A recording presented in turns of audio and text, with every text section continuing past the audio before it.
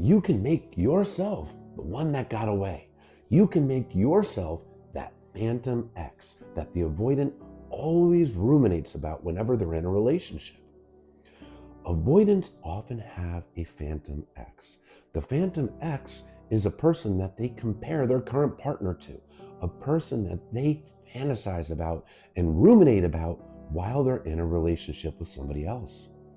The reason they do this is to create emotional distance between themselves and their current partner, constantly comparing their current partner to this ex of the past. The ex gets put up on a pedestal. The ex was wonderful. The ex was all the things, and the ex was the one that got away. It's hard to really have emotional intimacy with a person when you're ruminating about somebody else, when you're fantasizing about somebody else. It does create emotional distance, however. And emotional distance is how dismissive avoidance feels safe. This is a person that received consistent childhood emotional neglect, growing up in households where you don't talk about feelings, where their own feelings were dismissed and rejected. In other words, being vulnerable and emotionally close to anybody wasn't safe, and they carry these fears into adulthood. So now, when they are in a relationship and their fears start to get triggered, well, their brain starts to ruminate on that ex. It's a maladaptive defense mechanism. It's a coping strategy. It's not a healthy one. That's why it's called maladaptive. But the whole idea is, since they're comparing their current partner to this ex, it gives them the justification that they need to create emotional distance and even exit the relationship without really having to take accountability. Because now their current partner really isn't so great. There's somebody else better out there. There's somebody else out there that was more compatible, and they really should be looking for that.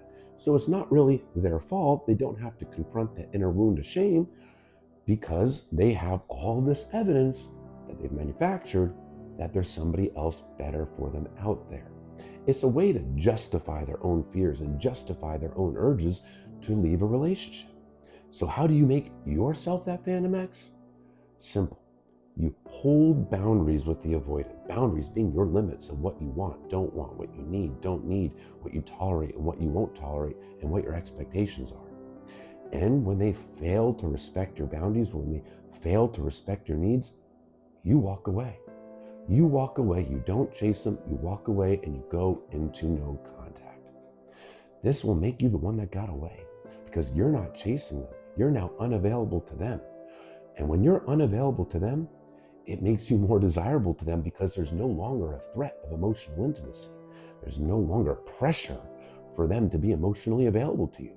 You now start to get put on this subconscious pedestal. You are the one that got away. Now, you shouldn't walk away and go into no contact for the purposes of becoming a phantom ex. That should not be your goal at all.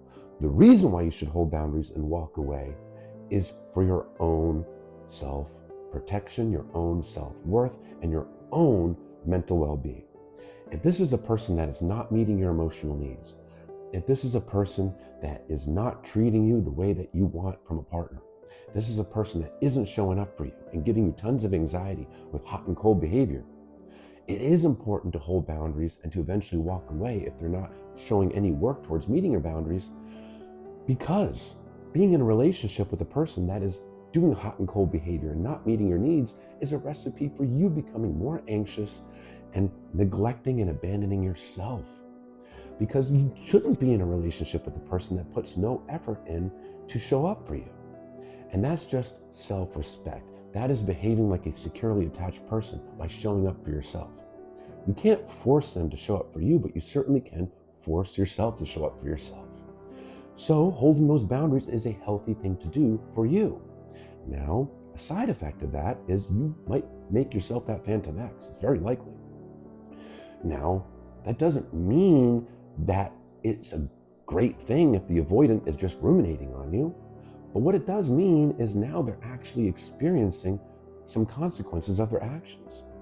They may be very used to being chased, pursued, begged, always having an ex as an available option, pining away for them, waiting for them to come back to the romantic relationship.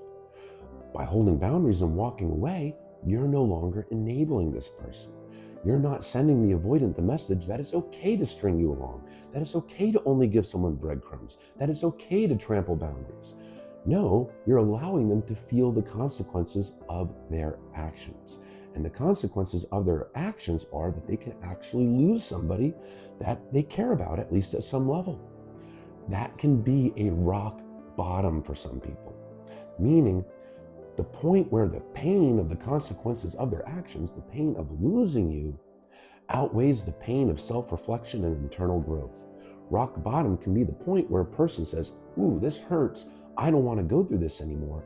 I want to work on myself so I never have to experience that again. It could be that rock bottom. It could be the catalyst that that person needs to actually start growing and healing and becoming secure, no longer being a dismissive avoidant. But some people have a rock bottom so low that they never reach it. You can't guarantee that this person's going to do any work on themselves, but by walking away and holding boundaries, at least you are maybe giving them an incentive to do so by allowing them to experience the consequences of their own actions. But you shouldn't be walking away or holding boundaries for that reason, because it's up to the avoidant if they truly want to work on themselves or not. It's up to them if they want to heal, take accountability, and become more secure.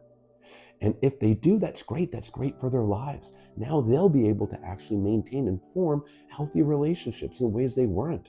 So you could potentially help them in that aspect by hopefully helping them reach that rock bottom. But that's their journey to take. That is absolutely their journey to take. What your journey to take is showing up for yourself and holding boundaries so you can get into that healthy relationship that you've always wanted. Because partners that are emotionally available can and will respect boundaries of their partner because they empathize with their partner. Empathy is a core component of emotional availability, the ability and the willingness to empathize. The thought process of how do I show up for my partner? How do my actions impact my partner's feelings? Those are empathetic thoughts. And an emotionally unavailable partner, like a dismissive avoidant, doesn't have that thought process. It's inherently what's in it for me. How does this person make me feel? Me, me, me. But that splash of cold water on the face, like someone holding boundaries and walking away, can be an incentive for this person to work on themselves so they can become emotionally available and empathize with future partners. So in a roundabout way, you might be actually doing them a huge favor in their lives by holding boundaries and walking away. But there's no guarantee of it, and that should not be the reason why you actually show up for yourself.